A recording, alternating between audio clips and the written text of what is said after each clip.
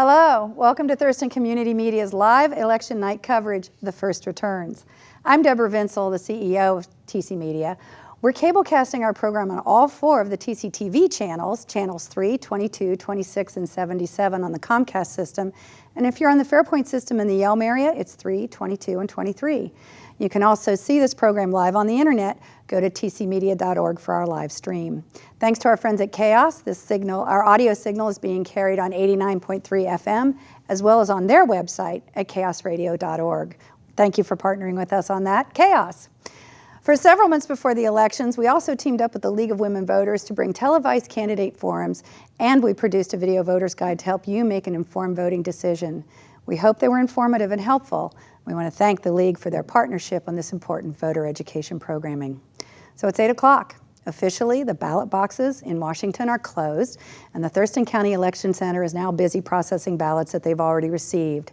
Generally, anything that was received either in the mail or from a drop box that was received before 4 o'clock today will be processed and counted today. But because we're a mail-in county and a mail-in state, anything that was put in the mail today will not be received for a couple of days, so there will be some additional counts later on this week.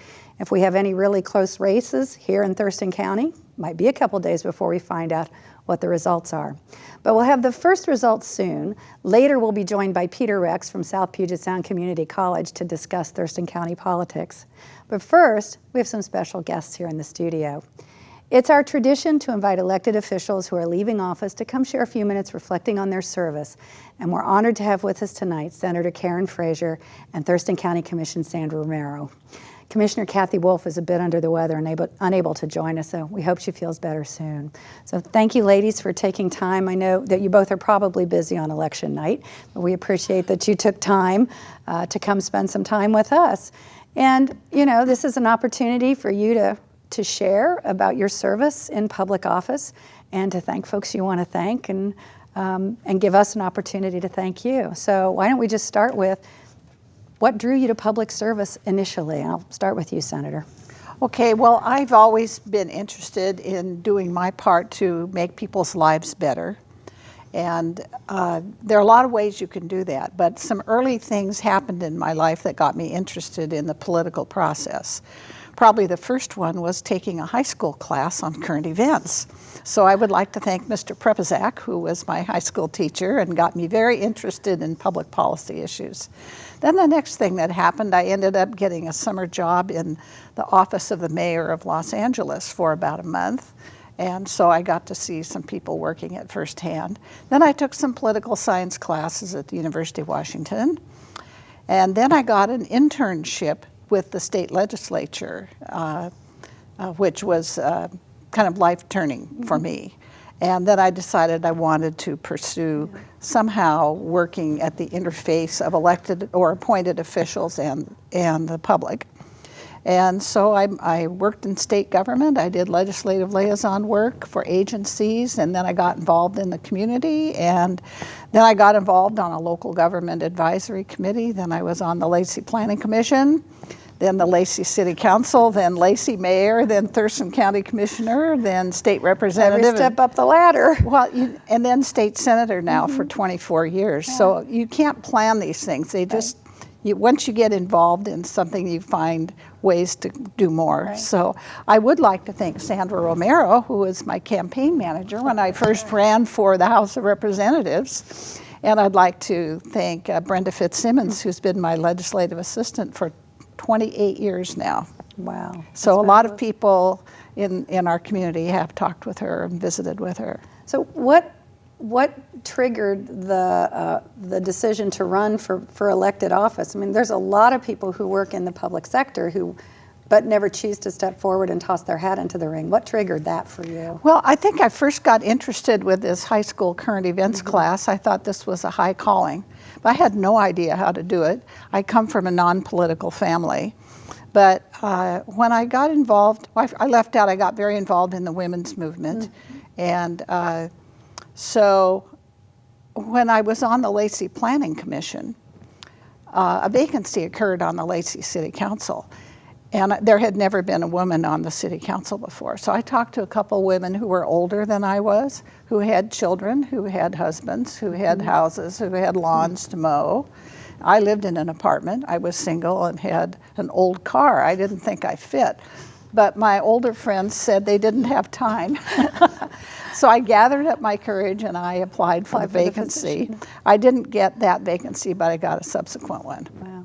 So Sandra, what brought you into public service? Gosh, no, I think I was about 6 years old when I discovered how important public office is and how seriously people take politics. My father worked on a lieutenant governor race, and he had a box full of bumper stickers left over in our basement. And I mean, this was like 3 or 4 years prior to my finding them. And I plastered all the neighbors' cars with these bumper stickers. And I have this vivid memory of me in my overalls and a pail with all this soapy water scrubbing away at these bumper stickers. But I didn't really get involved until my son, Noel, started kindergarten in Granite Falls, and there was a vacancy on the school board. So I applied and I got chosen. And that's how that all started for you. Uh-huh. So you've both served at the state level and you've both served at the county level. Folks who are, you know, who have been longtime residents of Thurston County would know that Karen was a county commissioner at one time, but I think some folks may not know that. So I think it's really interesting that you've both served together in the legislature. You've both served as county commissioners. What are the differences between those two offices? Are there things maybe that I could add? We both served on city council. Oh, Sandra city council. served on right. the Olympia City Council. I served on the Lacey City Council. That's right. That's right. So are there significant differences between? I mean, I know there are, but certainly. Well, local government deals with the issues for a specific geographic area. The legislature deals with issues that are statewide. Another difference is that the city councils and the Board of County Commissioners are unicameral. There's one chamber. So every time you vote, it's the final vote. Right. Whereas in the legislature, there are two chambers. So when you vote, if you're a member of one chamber, you don't have to worry that it's fully perfected because it goes to the other chamber where a lot more negotiation will occur. Right. It actually took me a long time to get used to that. I've already voted on this. Why do I have to vote again? Yeah, it takes a lot of maneuvering. You know, on city council, it's like in Olympia, it was a weak mayor form of government. Right. So you really negotiated among yourself and you had a strong city manager. In the legislature, you're negotiating with, 147 individuals to get anything accomplished. And in the county, we're both the executive and the legislative branch. So sometimes it takes more energy to get agreement among three than sometimes 147. Yeah, when you're a county commissioner, say compare it to the legislature, you are 1/3 of the vote. Right. Yeah. Right.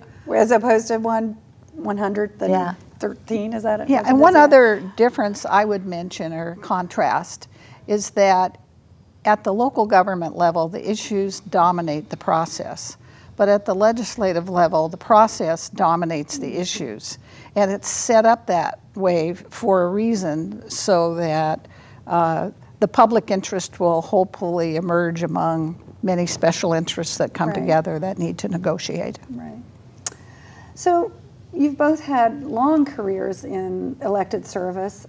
Do you want to kind of reflect on some of the things you're most proud of being able to accomplish either in either the ledge or at the county level? Oh yeah, I got involved for a variety of reasons. First off, I wanted to make sure that my young child was having a good education. But as I matured, I really cared a lot. It was important he had a great education, but it was important of the world that we left to him. And so I've always felt that place and making the place somewhere where you want to live, where you're happy, you thrive, is really important. So in Olympia, when I was on the city council, you know, we started Heritage Park, the Main Street program in downtown Olympia, planting street trees. And then in the legislature, you know, working on cultural diversity, getting funding for the Longhouse, Heritage, the Chehalis Western Trail. He and Gary Edwards ran as he and Gary continued to work on even to this day. And but mostly just making our place a town, better our place. place, our state, something, or make it into something where people want to live and want to thrive.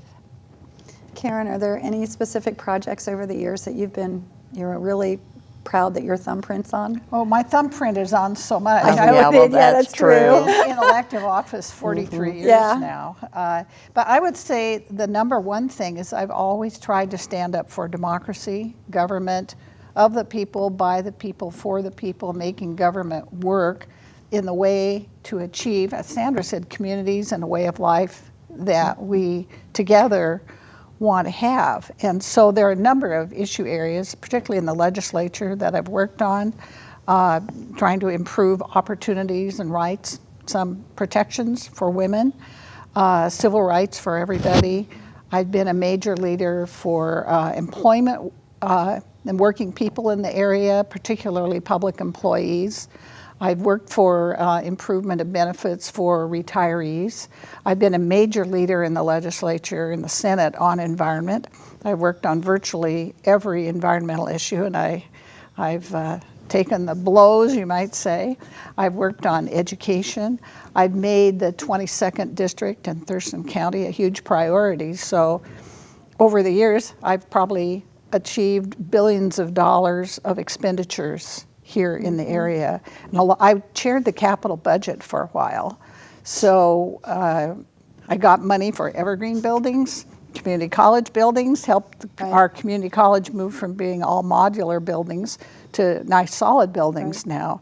I've gotten money for parks, you know, Percival Landing, the athletic complex out in Lacey, a lot of parks and recreation, voted for the small tax that did fund the Chehalis Western Trail. So there's just so much that I've worked on. And one of the early things I worked on I'm really proud of is I was the prime sponsor of the bill that funded and enabled enhanced 911 emergency telephone service to go statewide. Before enhanced 911, you had to, if you had an emergency, dial 911 and tell them where you are and what was going on. With enhanced 911, it's a big computer communication system. You just pick up the phone and dial it, and they know where you are. And they can find your location. Yeah, so I'm really proud of that. And then when I was in local government, you know, foundational land use plans were a major part of the job. Right. Anybody you want to thank? I know there's probably a gazillion people, but are there some special people that you would like to thank who've supported you through these careers? Well, I have to say my husband Fred, who's sitting around here, standing around over there, my daughter, and of course son, because they have supported me. In fact, when I first decided to run for the House, I was undecided. My son, who was 14, said, "Mom, if you don't do it, you'll never know." So that was a big support there. And of course, Karen, who's been a wonderful friend and supporter over time. And Becca Pilcher, my assistant. Before that, Mary Anderson, who is in the House. But it's a lot of people. It takes a lot of people, doesn't it? Yeah, it does. How about you, Karen? Yeah, I would like to begin with my husband, who's now deceased, Tim Malone, who's well known by many people in the community. Being in public office, it really takes big family teamwork, a lot of support, understanding, and patience. Because the schedule of an elected official is really crazy. You It's have not meetings. your own, that's for sure. Yeah, you have meetings in the evening, you have meetings on the weekend, you have meetings at lunch, you have meetings early in the morning, and you're under stress sometimes with these huge issues, and you need somebody to talk to about them too. So I'd like to thank my husband, Tim, and again, Sandra, who has been a great person to coordinate with over the years and was my original campaign manager getting into the legislature, and Brenda Fitzsimmons, who has been my legislative assistant for 28 years in the legislature. She knows the legislature thoroughly, and she is greatly appreciated. And I'd like to thank everybody I've worked with, elected officials around here, citizens, organizations, because you don't do anything by yourself in public office. It takes a teamwork with a variety of people. So I admire people around here who actually stand up and advocate and say, you know, here's the direction we should go in.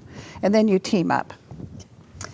Well, we need to move on. I know we probably have people waiting to see if we have results yet, and I know you both probably have other things to do this evening. So thank you so much for taking time to be with us, and thank you so much for your service. I have had the great privilege of working with you both in different capacities relative to what we do here, to seeing you here, to seeing you as elected officials, and it truly has been a pleasure to watch how you can conduct yourselves as elected officials and how you've supported our community and served it. So thank you for that. We greatly appreciate it. Thank you. Coming up, Peter Rex from South Puget Sound Community College will join us, and we'll talk about county politics and what's going on tonight. We'll also have a phone call with Thurston County Auditor Mary Hall, so stay tuned. 77 reasons why you should watch Channel 77. Reason number 53, helpful training tips from the TCTV training show. Hold on to your tripods. Thurston Community Media trainers teach directing, interviewing, music production, 3D animation, graphics, storyboarding, and much more. You can even participate in person by coming to the second Saturday free workshop at noon. So make way for Channel 77, a new and exciting way to connect with your community.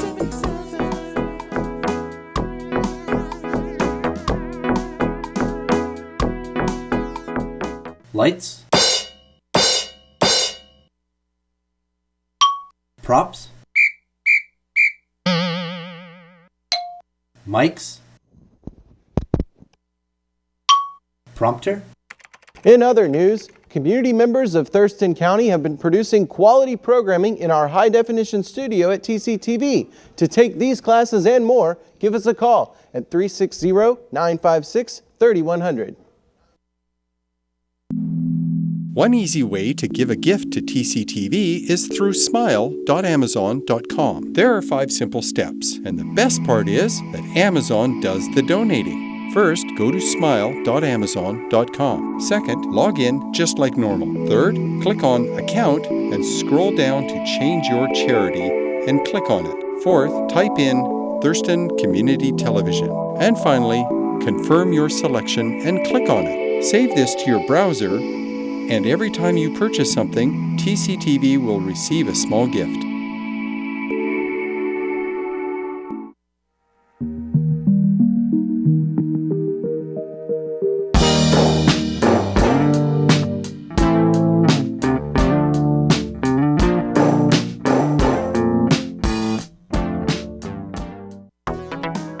Hi, we're back. Welcome to the First Returns, TCTV's live election night coverage. If you're listening on 89.3 FM, KAOS, you can also tune in to TCTV's cable channels, 3, 22, 26, or 77 on the Comcast system. If you're out in Yelm on Fairpoint, it's 3, 22, or 23. You can also see the program. We're streaming live on the internet. Go to tcmedia.org to view our program. We're joined now by Thurston County Auditor Mary Hall. Hi, Mary. Good evening. How are you doing? Oh, it's been an interesting day. It's been very busy. You could say that. So ballots are in. We've obviously got a first set of numbers today. What does our turnout look like for this year? Well, you know, as much as we messaged trying to get people to return their ballots early, that really didn't happen as well as hoped. Right now, we are only at 50%, and we have a lot of ballots left to count. We have a long way to go. The actual number is Oh, your phone's breaking up a little bit there. So I'm sorry, could you repeat the actual number is what? 9%. We're having some problems. Okay. I'm going to go outside here real quick. We have, our ballot processing center is very secure, and we don't have good cell phone coverage in there. Can you hear me better now? Yes, we can hear you now. Thank you. It's like technology's great until it's not, and so exactly. and it will. So you said we're at about 50%. Is that what you said? 51%. Okay. Okay. And then do you know, will this be the only set of results that we get today? Yes, this will be the only set of results this evening. We do have a lot of ballots left on hand. What we'll be working on right now is getting the ballots in from the ballot drop boxes throughout the county.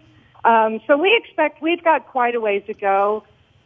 We're reporting right now that we've got about 30,000 ballots left to count. Wow. Wow. So what do you anticipate the end turnout to be?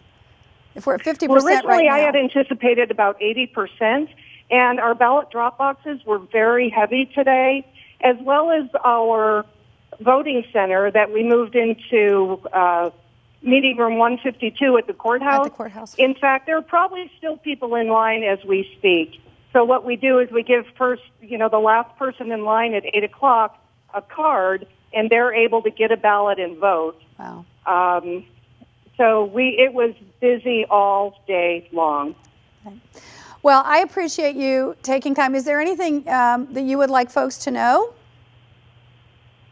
that we haven't shared? In presidential elections, people turn out in large numbers. But next year, we're going to have all of our city council races and other municipal elections, and those are equally important.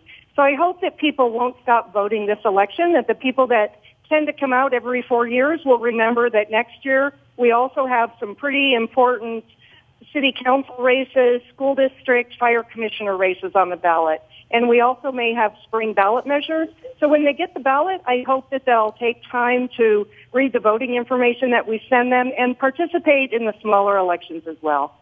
Okay, well, I'm going to let you get back to the processing center. I know it's a very busy night. Thank you for taking time to speak with us, and good luck with everything. Thank you very much. You're welcome.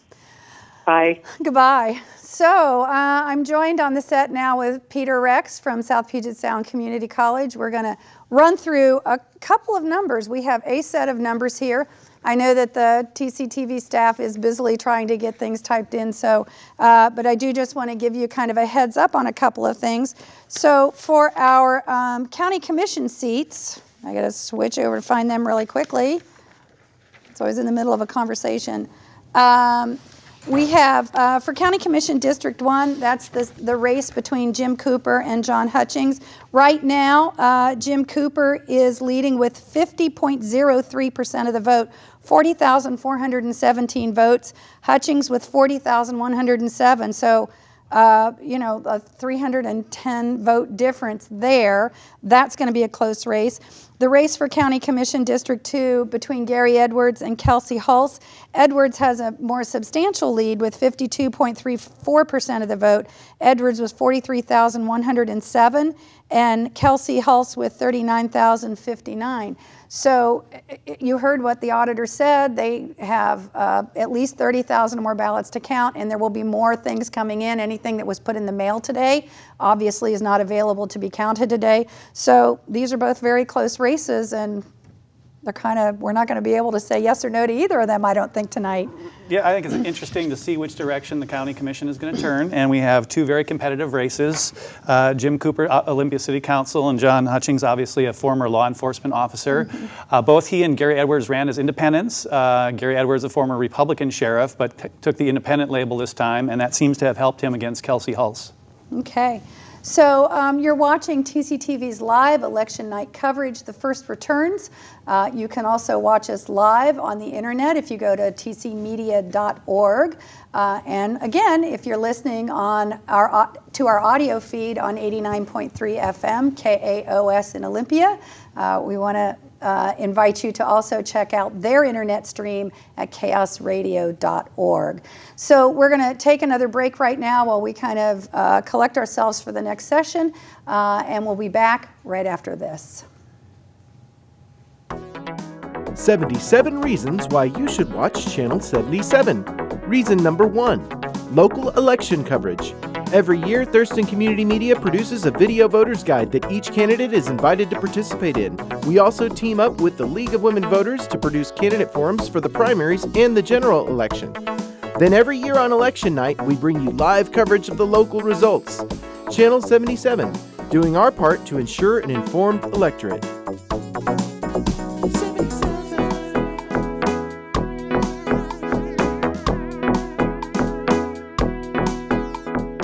All across our country, public access stations are losing funding and shutting down.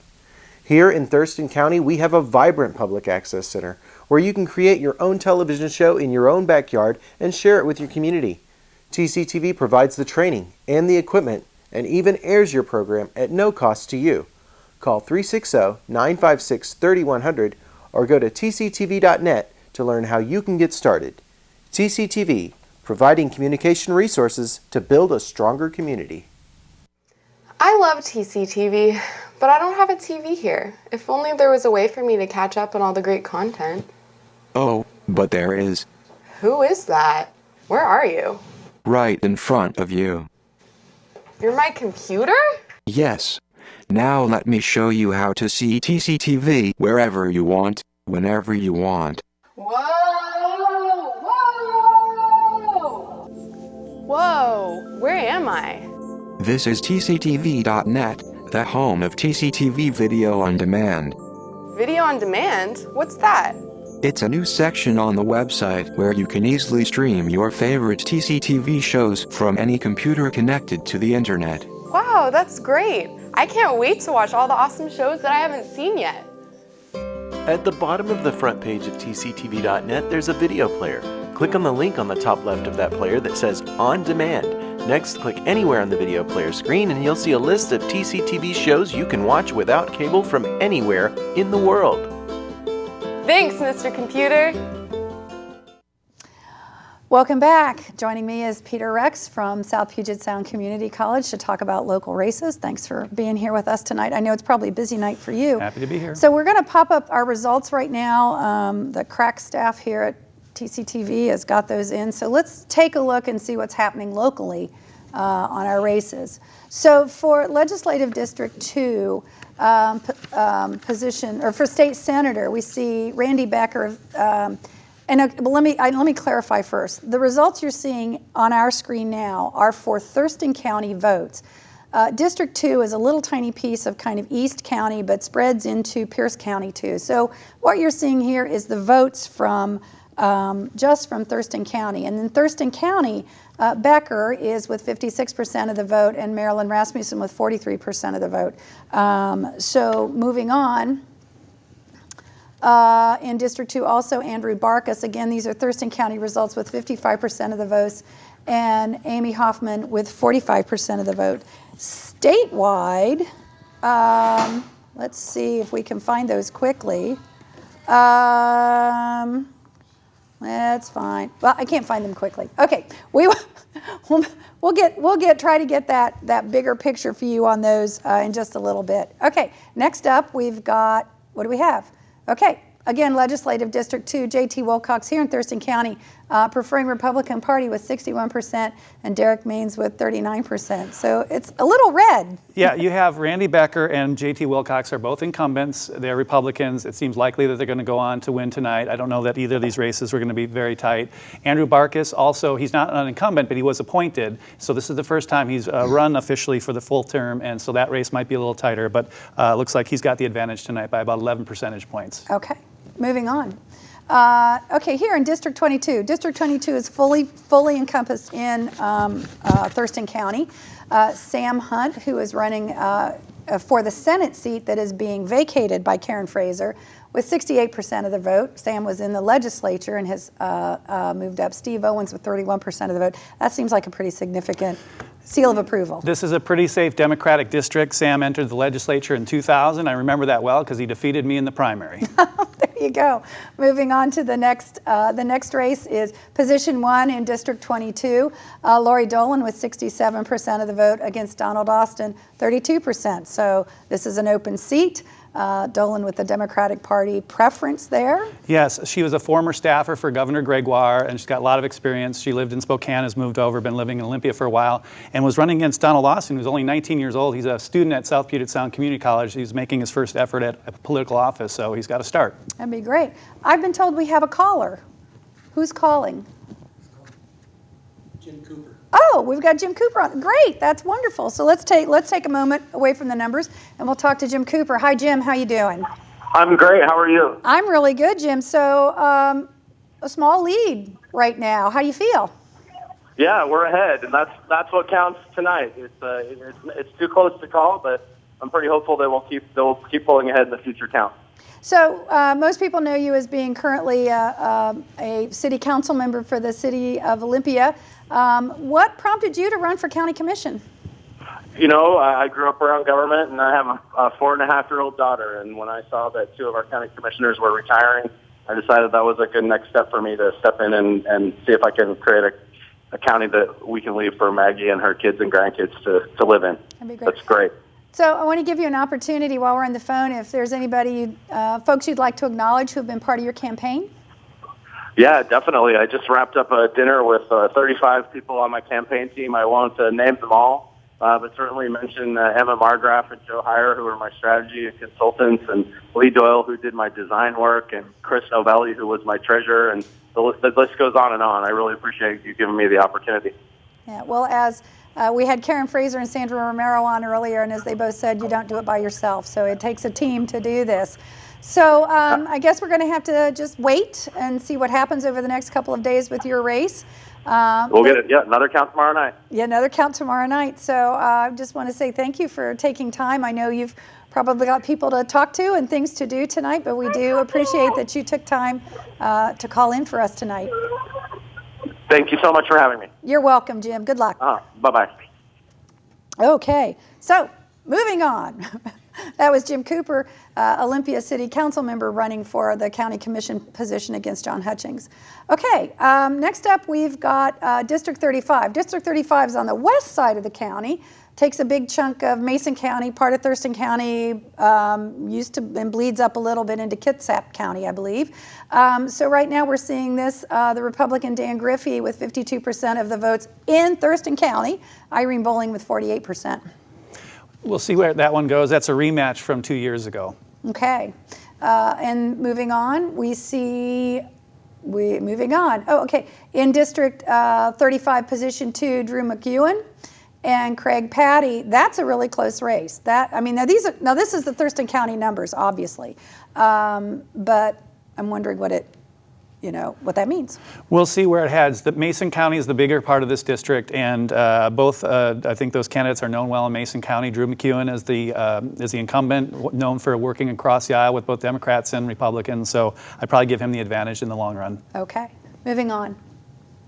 We've got the Superior Court judges. You know, it always interests me when we have elections for judges because in the run-up to the actual ballot, it's very difficult for judges, I think, to get their message out because they obviously can't speak specifically to how they would or would not react to a particular issue that might come before them.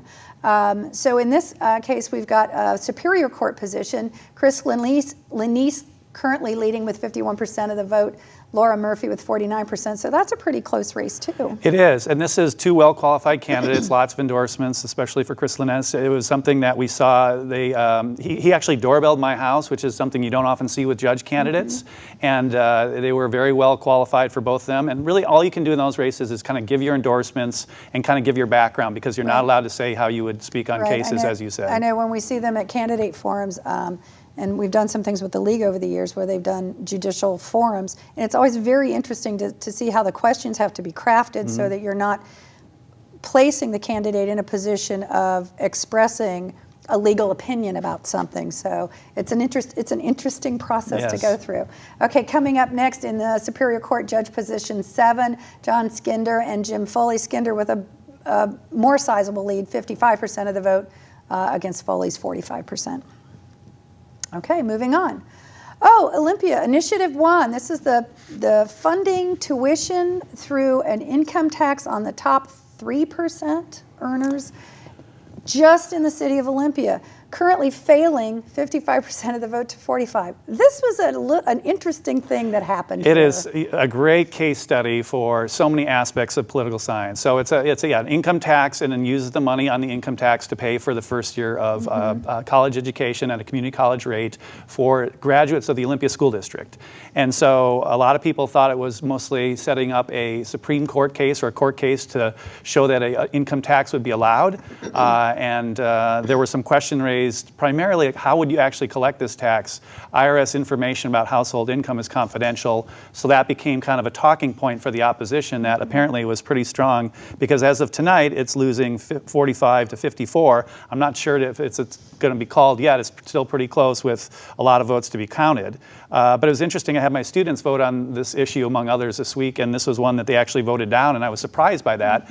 But I think they saw some of the questions that the voters saw as well. Well, and this didn't start just as a ballot initiative. This has been bubbling around for a while. It started as an approach to the Olympia City Council. Yes, correct. And there is a think tank in Seattle that kind of came up with this idea. They came into the city council and they kind of tried to look at maybe an alternative. And so they eventually just went to the ballot, and the city council was initially interested, and then they saw that they had some problems to it, and they ended up mostly opposing it. And so now we're left with, it looks like it's maybe going to lose. We'll have to just wait and see what the votes bring in the future. Okay, moving on. Is that it? Oh, nope. Tumwater also has a proposition. It's an advisory against a fireworks ban. I've seen some signs when I go to the gym, save our fireworks. And I was like, oh, so something's coming up. It's passing 57%, failing 43%. So what's this one all about? This means that they would join the City of Lacey and City of Tumwater in banning fireworks, and they would have still the fireworks show and a couple of other little small-scale fireworks that would be allowed, not much. And so there was actually a lot of energy on the no side. I thought this one might actually go the other way, given that there didn't seem to be a whole lot of people working for the support side. But I think just intuitively, people are concerned about safety, PTSD for veterans, pets, fires, all those kinds of things. And so it looks like they're going to ban those. It's just interesting how things like this are worded, because this is something you vote yes on because you want to say no to it. Yeah. It's kind of this, you know. It can be a little confusing. Yeah, it's like, I'm saying yes because I want to discontinue something instead of saying no to it. Yeah. Okay, do we have anything else? Is that it? Oh, nope, Lacey. Oh, back to the legislative positions. Okay, we've seen these. Lori Dolam at 67%, Donald Austin. Okay, so we've been through our numbers. And then again, the two county commission races that we mentioned earlier, both very close. And again, today we probably will only have this set of results. Our phone call with Mary Hall earlier indicated that this will be the only set of results we have for tonight. So, you know, stay tuned. There'll be another count tomorrow, another count probably Thursday, and another on Friday. The ballot is not certified for a couple of weeks yet. So if you mailed your ballot today, it will be counted. It just may not be counted for a couple of days. So we may not see the results for these for a while. That's right. Okay, so stay with us. We're going to take a short break. We'll have more results and hopefully more phone calls with candidates who are running for office here in Thurston County. Stay tuned. We'll be right back. 77 reasons why you should watch Channel 77. Reason number 1, local election coverage. Every year, Thurston Community Media produces a video voter's guide that each candidate is invited to participate in. We also team up with the League of Women Voters to produce candidate forums for the primaries and the general election. Then every year on election night, we bring you live coverage of the local results. Channel 77, doing our part to ensure an informed electorate.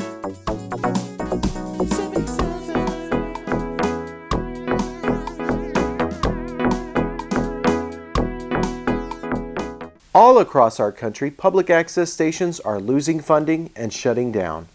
Here in Thurston County, we have a vibrant public access center where you can create your own television show in your own backyard and share it with your community. TCTV provides the training and the equipment and even airs your program at no cost to you. Call 360-956-3100 or go to tctv.net to learn how you can get started. TCTV, providing communication resources to build a stronger community. I love TCTV, but I don't have a TV here. If only there was a way for me to catch up on all the great content. Oh, but there is. Who is that? Where are you? Right in front of you. You're my computer? Yes. Now let me show you how to see TCTV wherever you want, whenever you want. Whoa! Whoa! Whoa! Where am I? This is TCTV.net, the home of TCTV Video on Demand. Video on demand? What's that? It's a new section on the website where you can easily stream your favorite TCTV shows from any computer connected to the internet. Wow, that's great. I can't wait to watch all the awesome shows that I haven't seen yet. At the bottom of the front page of tctv.net, there's a video player. Click on the link on the top left of that player that says On Demand. Next, click anywhere on the video player screen and you'll see a list of TCTV shows you can watch without cable from anywhere in the world. Thanks, Mr. Computer. Hi, we're back. Welcome back to the First Returns on Thurston Community Television's election night coverage. I'm Deborah Vinsel, CEO here at TC Media. We're going to check results now. At the state level, there were a couple things we talked about earlier, some legislative races that we were only able at that time to give you just the results from Thurston County. So let's show you what the full picture looks like. In Legislative District 2, that's the race for state senator, is the race between Randy Becker and Marilyn Rasmussen. So we can see at the state level, Becker currently has 60% of the vote. So that's the entire district voting there with 18,437, Rasmussen with 39.4% of the vote. So that's a pretty substantial lead. Yeah, I don't think that's going to be a comeback. Senator Rasmussen trying to make a comeback, former legislator, but I think that seat is solidified for Randy Becker. And Becker prefers the Republican Party too. So, okay, also in District 2, the state representative positions, Position 1, Andrew Barkus has 58% of the vote. Again, you had mentioned earlier, he was appointed to his position with Amy Hoffman with 41% of the vote. So again, the whole district, District 2, voting for that. Yep. Also in District 2, Position 2 for the state legislative position, J.T. Wilcox with 64% of the vote district-wide. So let's look at, also we're going to look at District 20. Let me find it here on the map. Well, let's look at 30. Oh, there's 20. District 20, we have, oops. Not District 20. Everybody in District 20 is running unopposed. There you have it. So let's look at District 35. For the state representative position 1, Dan Griffey currently has 54% of the vote. Irene Bowling with 45% of the vote. And again, Griffey with the preference for the Republican Party, Bowling with the Democrat there. And in position 2 in that district, Drew McEwen with 54% of the vote, and Craig Patty with 45% of the vote. So those races look like they're pretty well set. All these races we've talked about, looks like the incumbents are going to win and be going back to Olympia. Okay, so there are lots of initiatives on our ballot too. Let's talk a little bit about them. So how about there's a minimum wage initiative, there's the carbon tax initiative, there's another one. Yeah, let's start with the minimum wage. Okay. That's currently at 53% yes, 47% no. Okay. And I don't know that has all kinds of King County votes. King County tends to be more liberal, would be more likely to support some of these measures. And so we'll see what happens. This would raise it 50 cents. It would raise it to, I think, $11.50 and then raise it 50 cents a year until it gets up to $13.50 in 2020. Okay. And so that one looks like it's, the polling on that has been positive. It looks like it's probably going to pass. Okay, moving on. How about campaign finance? This is a really interesting measure. It has some elements to it that would limit lobbying after people leave public service. But the most interesting part is it gives 3 $50 vouchers to citizens and then lets you give those to candidates and donate those to candidates as a way of kind of short-circuiting the special interests.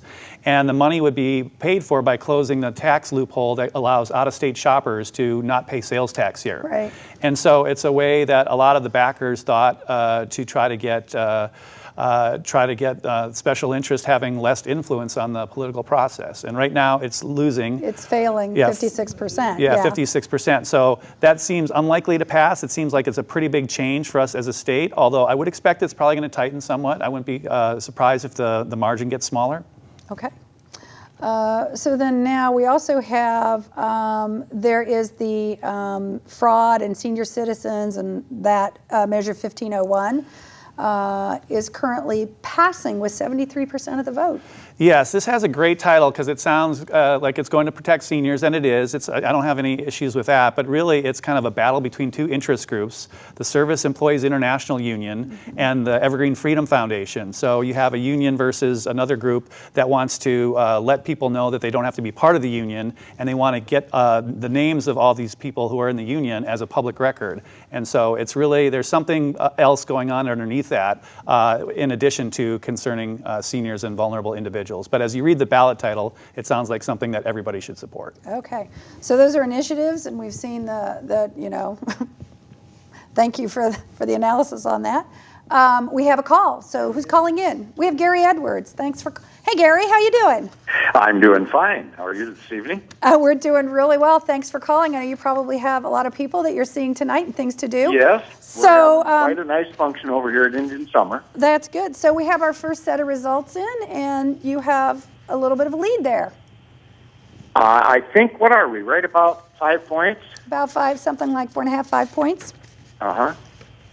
That's not as good as I would have hoped for, but it's better than being 5 behind. That's true.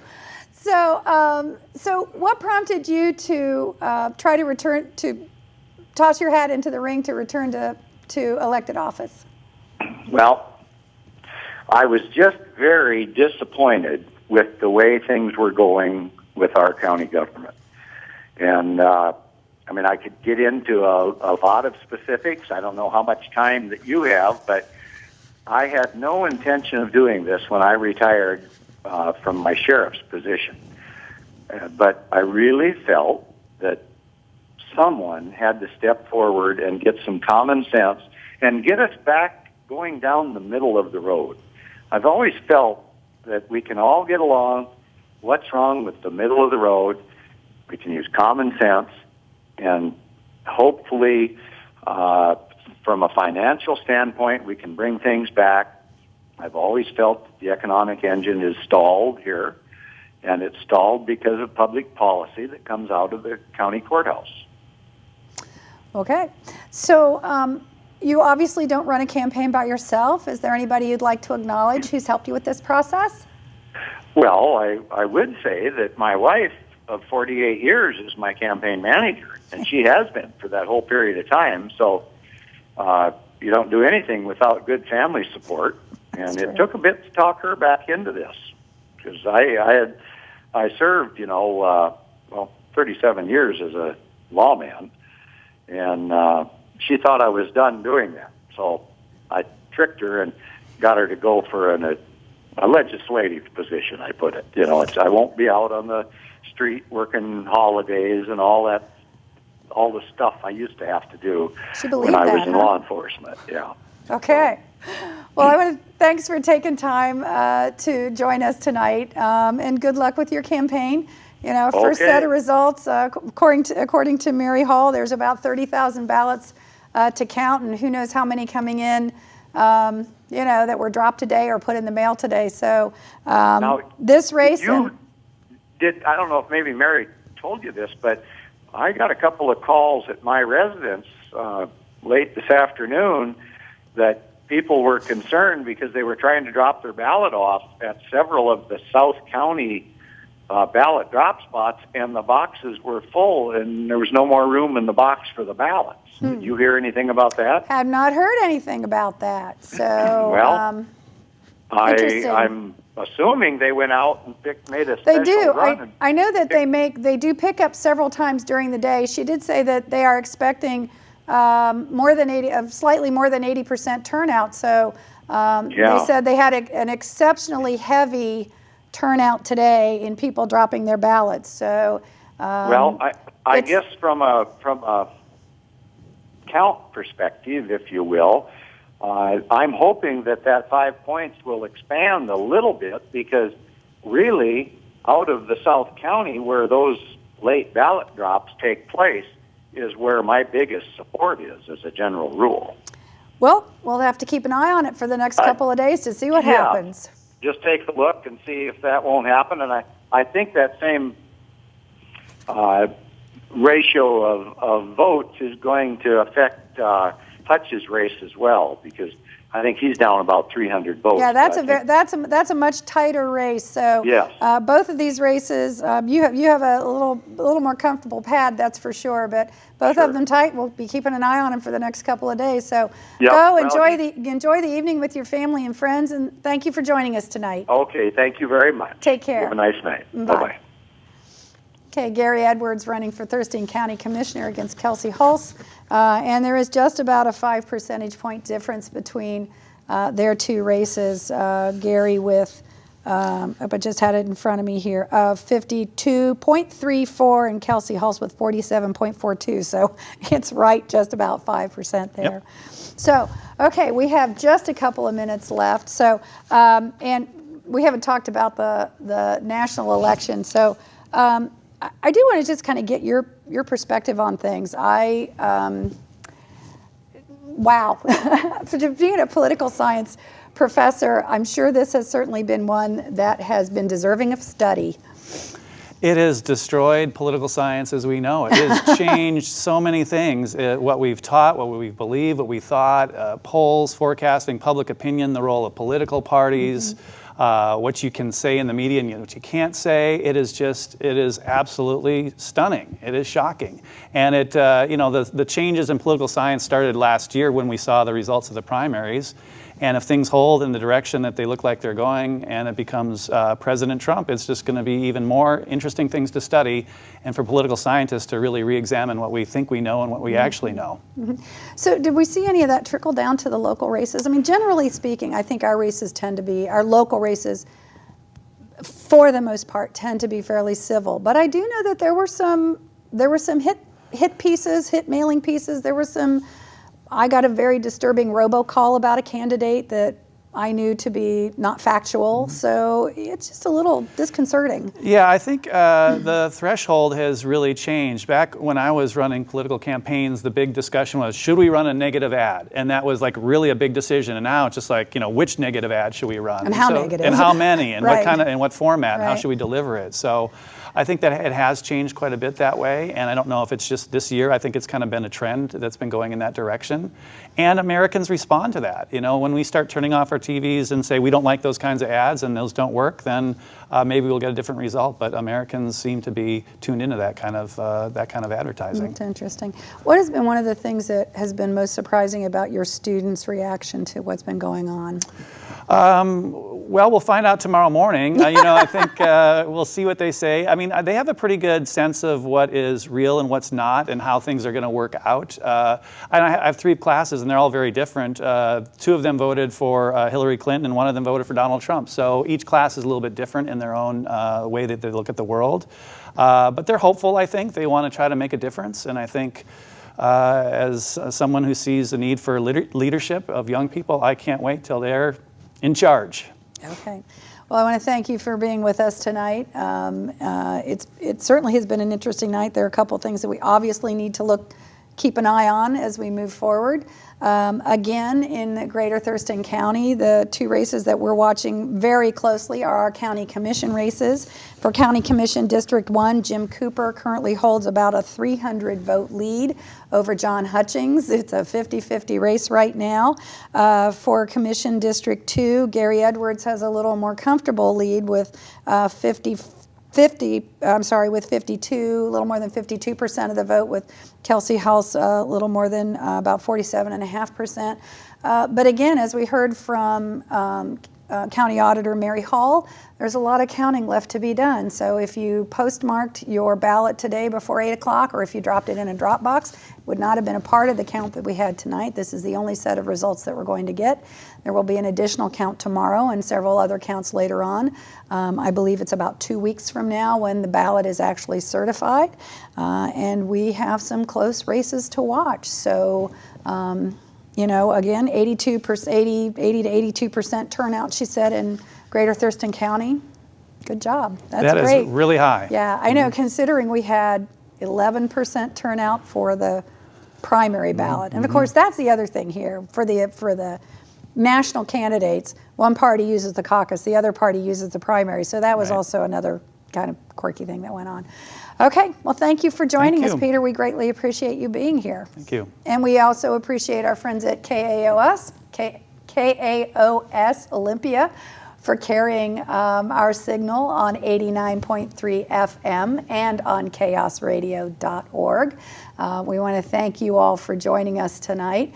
And do remember that before we sign off, you know, tomorrow the sun will rise, and treat each other kindly. We're all in this boat together. So keep that in mind. And since we're doing this both on the radio and on television, I'm going to read the credits for our radio audience. The First Returns was produced and directed by Robert Cam. Our guests were Sandra Romero, Karen Frazier, Mary Hall, and Peter Rex. Graphics by Frederick Dobler. Our audio engineer, Bob Neal. On camera, we had Bob Hoyt.